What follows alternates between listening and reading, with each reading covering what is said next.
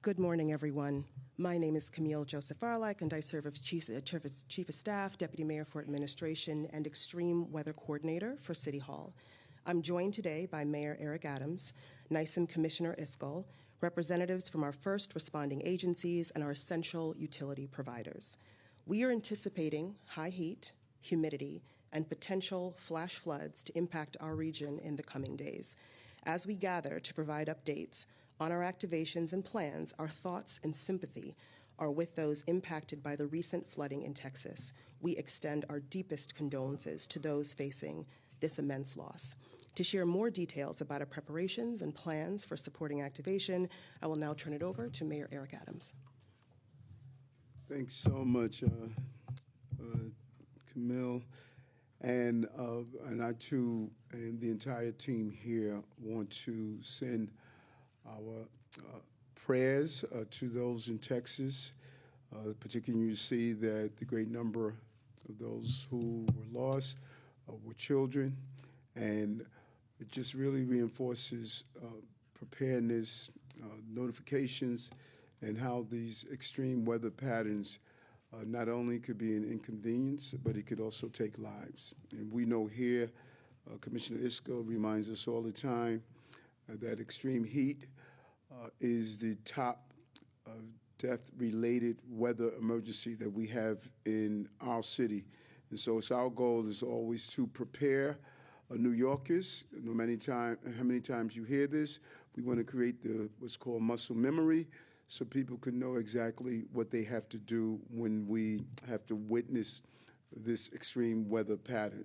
And the National Weather Service has issued a heat advisory that will be in effect from 10 a.m. until 8 p.m. tonight. We will see high heat and humidity and expect to see temperatures in the 90s and feel like it's almost 100.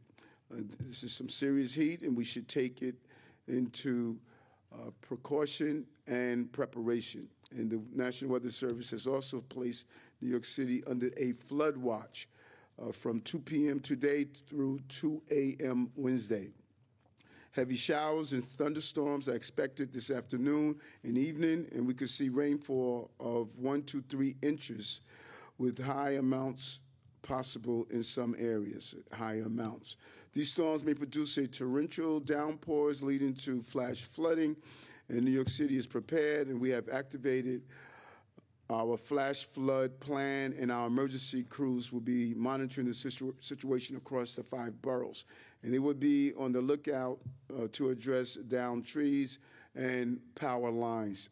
As I said before, New Yorkers should have a plan to beat the heat, use our pools, our beaches to stay cool, and rest assured that because of our hundreds of lifeguards and our drones on the lookout for sharks, we will have you covered and we will have your backs. We're asking all New Yorkers to stay hydrated, drink as much water as possible as you move throughout the day. And limit time outdoors, stay in an air-conditioned space, and head to a cooling center if needed. And if you must work outside, as we say over and over again, take frequent breaks and consume as much water as possible and stay in the shade.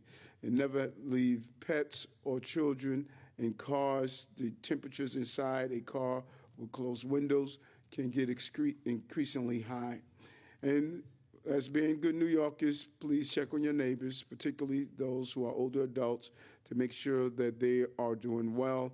And you can find many ways to stay cool online by going to newyorkcity.gov/beattheheat. newyorkcity.gov/beattheheat, or by simply calling 311. And remember our grid system we witnessed earlier during the summer, the beginning of the summer. We saw these high temperatures, and it had a major impact on our grid. We want to thank our partners over at Con Ed, but we need to do our share as well. Let's really minimize the use of electricity so we won't have the brownouts or blackouts. A hydrant is important as well. We should make sure you use the hydrants in an appropriate way. If it's open improperly, it releases up to 1,000 gallons of water per minute and decreases water pressure to fight fires. A spray cap is available for adults. Would go to their local firehouses and it would only release 25 gallons per minute. That's a huge difference if it's needed. And so please keep all New Yorkers aware of what we're doing, particularly if you see an open hydrant, please call 311 and FDNY and the team will respond accordingly.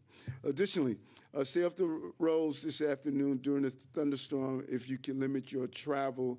And if you must travel, use public transportation. And I want to be clear to New Yorkers, should avoid driving or walking through flood waters. That could be extremely dangerous and unpredictable because you don't know clearly what the depth is. New Yorkers can sign up. We have one of the best notification systems in the country. Sign up to notify NYC. It's free, and you'll receive emergency notifications. This will keep everyone updated that is signed up on our program. And finally, I really want to, again, thank the Commissioner for his response to the tragedy in Texas. It's unimaginable, and it breaks all of our hearts, the aftermath of a historic and deadly flood of this magnitude. And we know this has been a painful moment for so many in the Lone Star State, and we have seen the devastation, the lives lost, the homes, and communities underwater. In times of need, New York City is always there to lend a hand. At Texas request, we are deploying 2 members of our New York task force, one team to join FEMA's incident support team in Kerr County, Texas, to help with rescue and recovery. And we're ready to send more personnel or equipment if we're asked. Members of the NYPD, FDNY, NYCEM have the backs of our neighbors in Texas, just as they've had the backs when we were in need, the backs of New Yorkers. From day one, this administration has made public safety the center of everything we do, and safety around weather emergencies is part of that public safety mindset. So I'm going to now turn it over to Commissioner Zakias.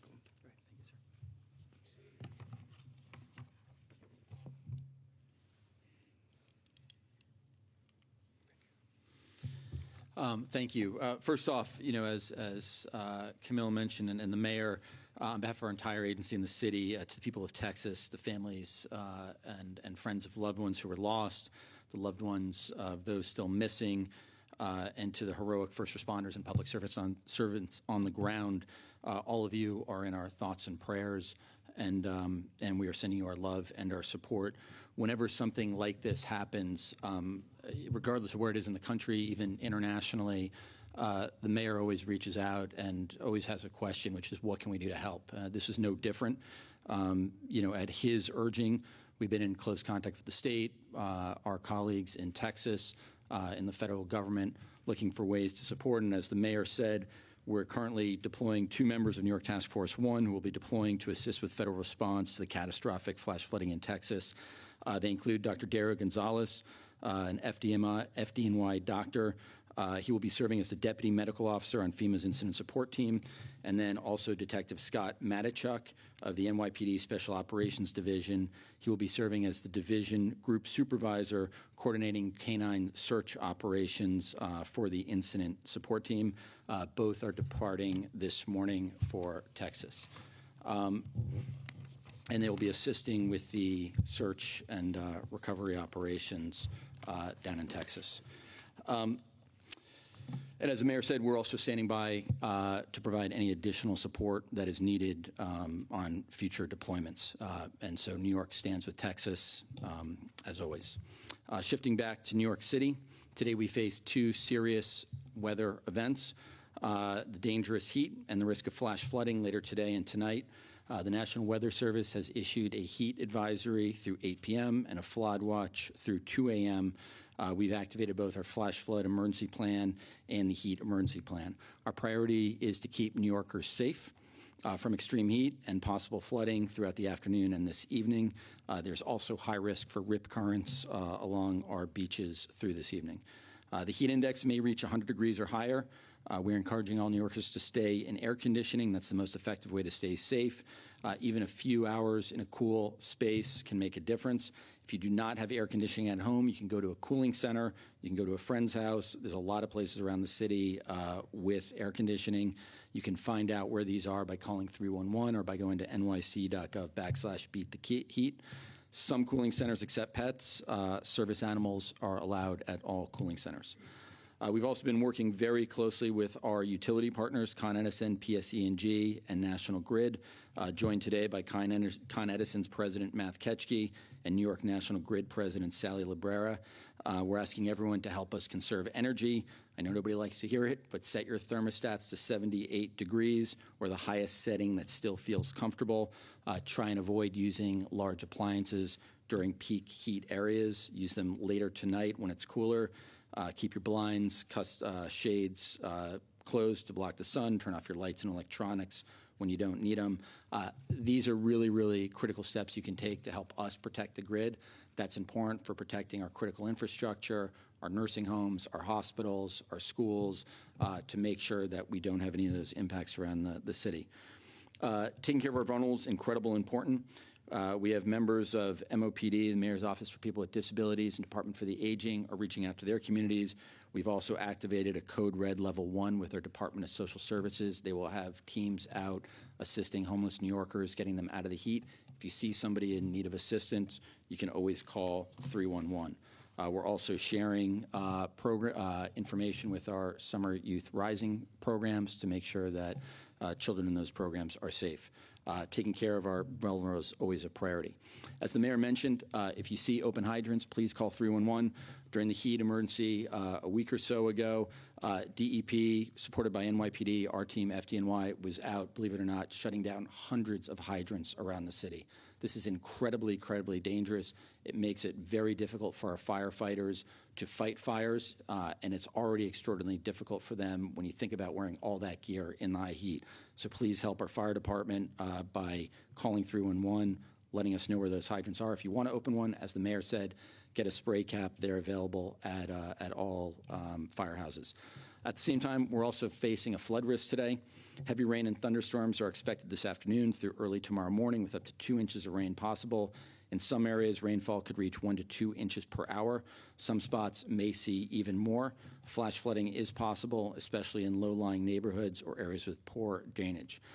We've been coordinating very, very closely with the National Weather Service, our city and state agencies, utility partners, private sector partners. We've been doing calls, making sure that we are doing everything we need to do to prepare the city. The mayor already covered a lot of this ground, but please make sure that you're not walking or driving through floodwaters. If you see a flooded street, turn around and find another way. And if you live in a basement apartment, take extra care. Make sure you're monitoring the forecast, that you're signed up for alerts, and that you know that you have a plan in place to get to higher ground should you need to. Planning ahead now so you know where you can go during an emergency is critical. That's why we always encourage everybody to stay informed, be ready to adjust your plans. You can sign up at Notify NYC for emergency alerts. You can also do it by calling 311, texting Notify NYC to 692-692, or visiting nyc.gov/Notify NYC. We also have a special basement apartment subgroup on Notify NYC that you can join. Your safety always depends on staying alert, taking action early. As we say here, knowing is always half the battle. Thank you so much. I'll turn it back over to Camille. Thank you, Commissioner. And now we will invite up Commissioner Manuel Castro of the Mayor's Office of Immigrant Affairs to give us remarks in Spanish. Thank you so much, Deputy Mayor. Me llamo Manuel Castro, soy el comisionado de los asuntos de los inmigrantes de la ciudad de Nueva York. Antes de compartir el anuncio de hoy de parte de la ciudad de Nueva York, de parte del alcalde Eric Adams, le queremos enviar nuestras condolencias a las familias que han perdido seres queridos por las inundaciones en el estado de Texas. También le queremos enviar un abrazo y un agradecimiento a los rescatistas que corren peligro mientras buscan a personas y continúan su labor en el estado de Texas. Hoy estamos reunidos, agencias de la ciudad de Nueva York, para anunciar una advertencia de emergencia de humedad y temperaturas altas que va a experimentar la ciudad de Nueva York en los próximos días. Cientos de personas mueren por causas relacionadas con el calor, especialmente adultos mayores y personas con afecciones médicas.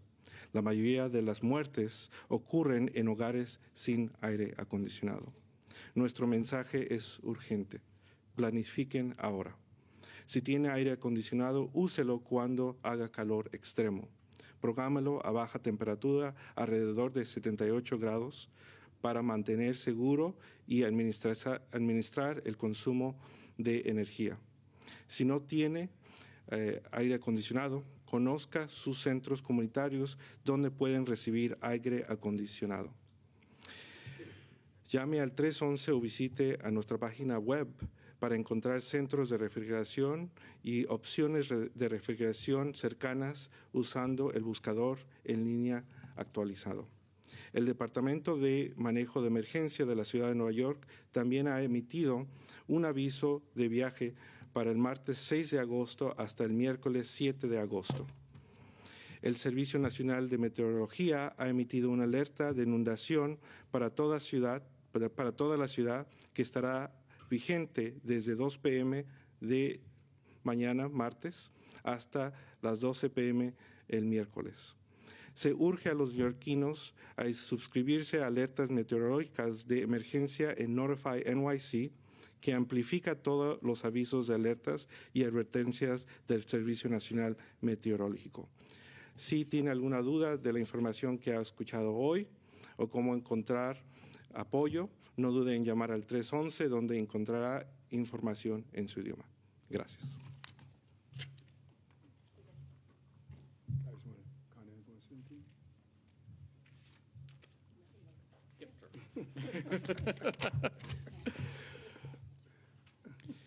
So over the next several days, as the Mayor and Commissioner Rice indicated, we're going to see some significant heat through the area.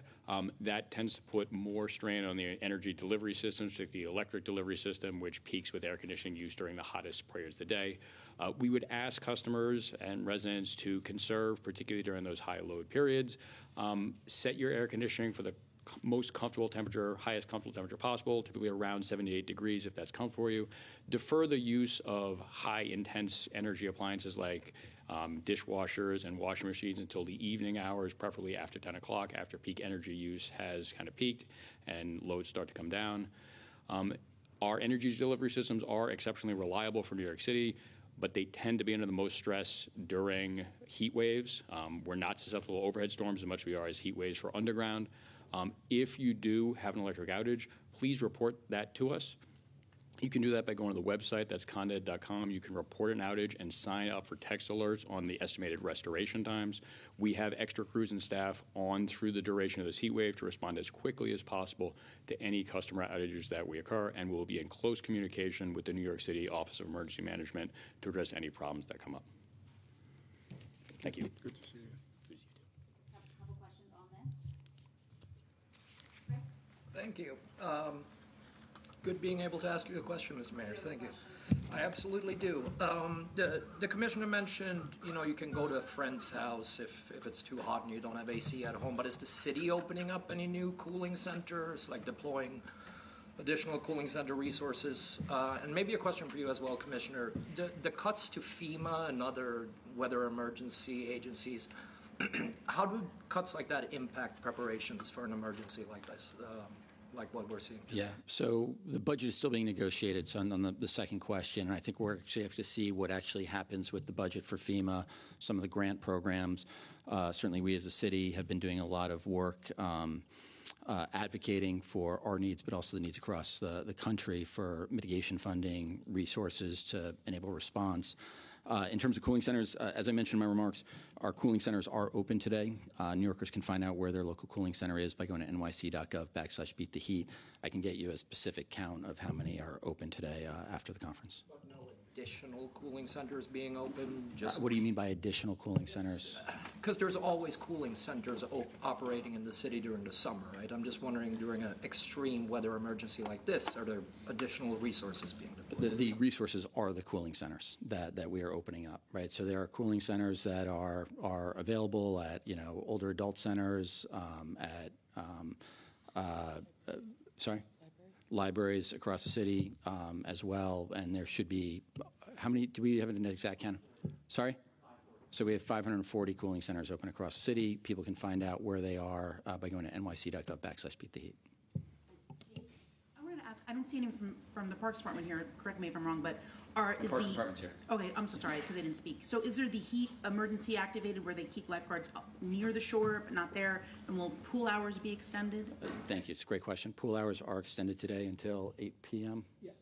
There you are. Until 8 p.m. today. Thank you for the question.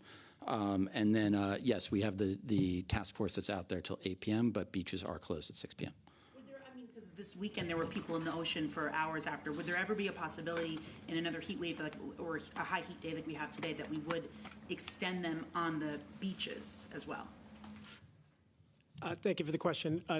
That's difficult to do. Safety is paramount for everyone at the beach, including the lifeguards, and it's a physically taxing day to be out there in the sun all day. So at the end of the day, at the end of their shift, to ask them to stay on for overtime would just be too physically taxing on the lifeguards and wouldn't be safe. Are they already there in the lifeguard shacks? Let's give everyone, oh, sorry, go ahead. Yes, sometimes we do keep them in the shacks until 8 p.m. just in case something is, in case they're needed, but we hope that doesn't happen. Any other questions on this? Thank you. Thank all. There's still a few up top. Thanks all. All right. Thank you. Good. See you guys. Thank you.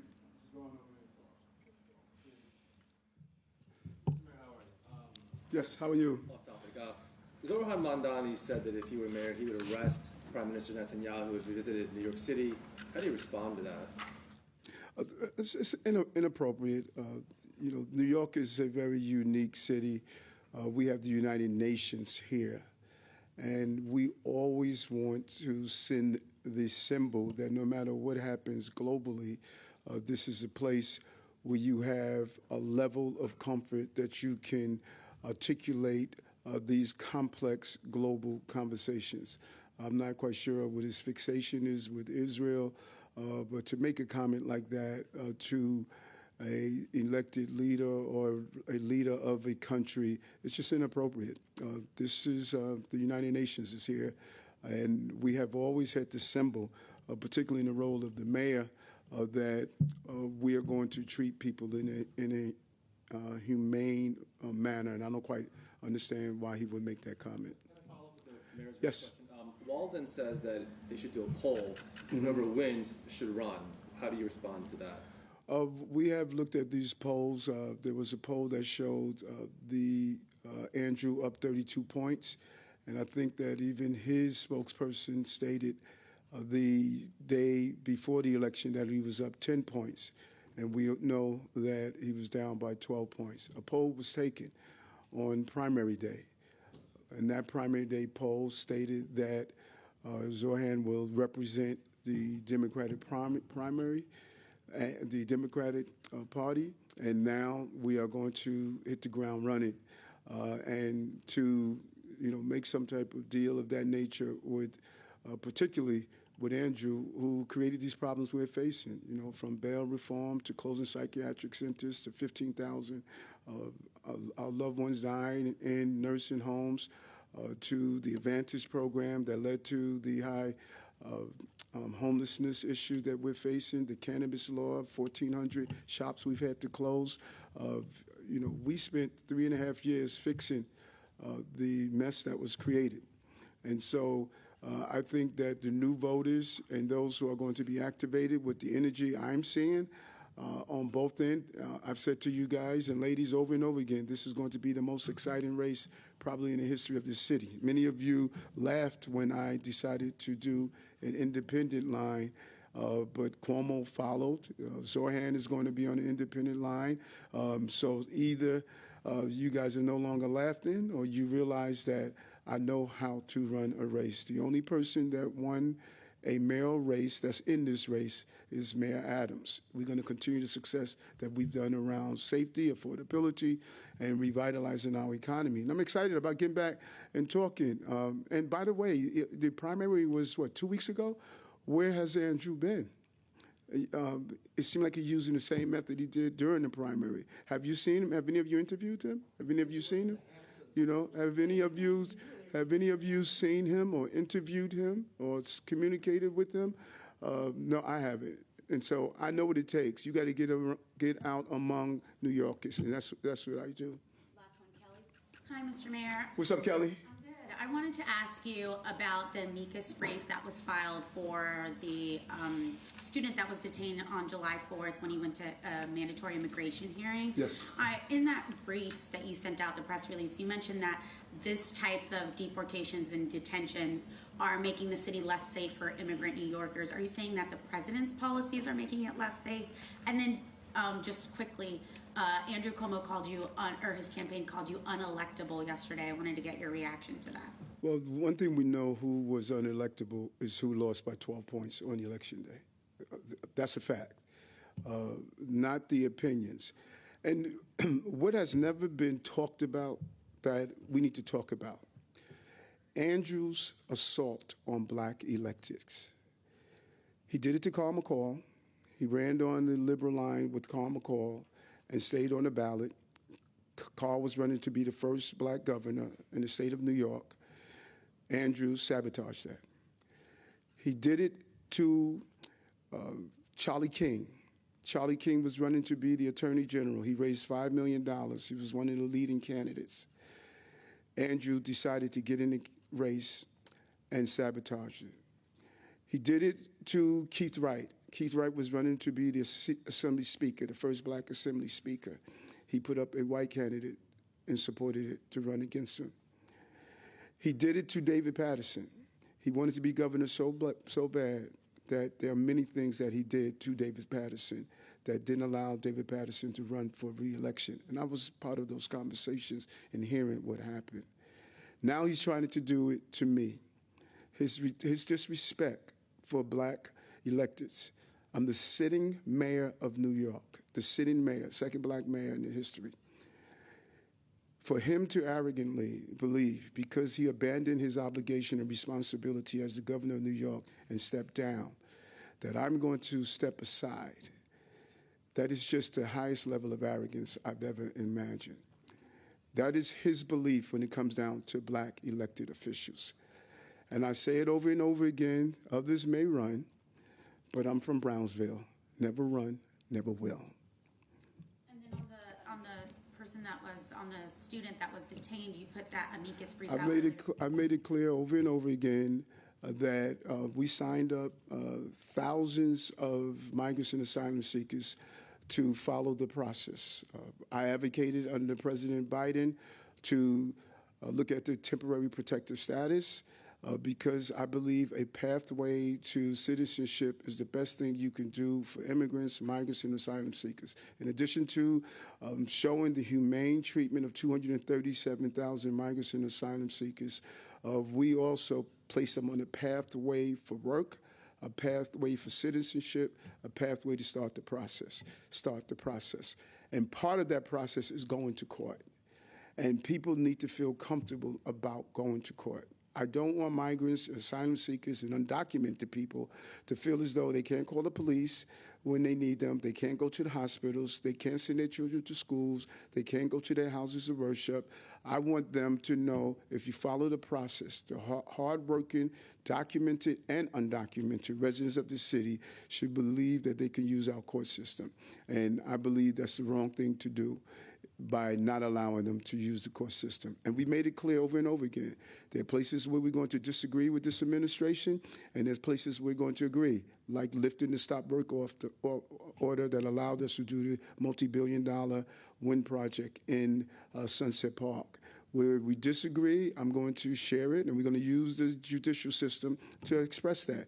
Where we agree, we're going to work together. My role as mayor of the largest city in America is not to war with the White House, it's to work with the White House, like I did with President Biden when I brought him to the city to deal with public safety. That's what a good chief executive would do. They will work with the White House. I have to deliver for the city, and I'm not going to allow personalities to get in the way of that delivering. And we're delivering for the city. The city has returned around. The economy is the strongest it has ever been. Bond raters have increased our bond. We have built the housing, and combined the 12 years of Bloomberg, the 8 years of de Blasio, we have done more in housing than both combined. You see the record numbers that Commissioner Tisch has done around public safety. Shootings and homicides over the last 6 months are the lowest in recorded history. Housing jobs, the highest in recorded history. The case is clear. The most important thing we could do now is you guys just have to start writing about it.